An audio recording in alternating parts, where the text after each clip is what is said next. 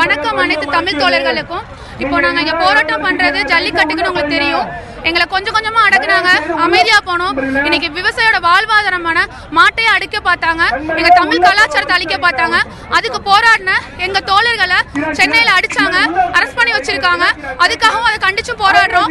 எங்களுக்கு உடனடியாக ஜல்லிக்கட்டு நடந்தே ஆகணும். அதுக்காக தான் இந்த போராட்டம்.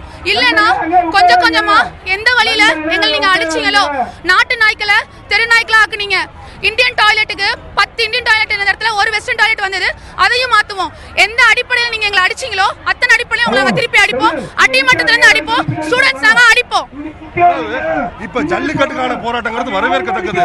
ஆனா தமிழகத்தோட பிரதான ஒரு போராட்டம் காவேரி தண்ணி இல்ல, விவசாயிகள் தற்கொலை பண்ணிக்கிறாங்க.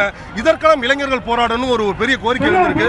அதை நோக்கி உங்களோட பயணம் இருக்குமா? அடுத்த கட்ட பயணம் எங்களுக்கு எல்லாத்த நோக்கியுமே எங்க பயணம் போகும். நாங்க முட்டாள்கள் கிடையாது. நாங்க இனி ஒன்னொன்னுக்கு கேள்வி கேட்போம். காவேரியில தண்ணி வழியா இதே போராட்டம், இதே ஸ்டூடெண்ட்ஸ் வந்து உட்காருவோம். ஒரு விவசாயிக்கு பிரச்சனையா நாங்க வருவோம், ஸ்டூடெண்ட்ஸ்க்கு பிரச்சனையா வருவோம். புதிய கல்வி முறை எங்களுக்குள்ள புகுத்துனீங்கன்னா நாங்க வருவோம். இனி எந்தெந்த போராட்டத்துக்கும் கேள்வி கேட்க இளைஞர்கள் நாங்க வருவோம். இளைஞர்கள் எழுந்து விட்டார்கள்.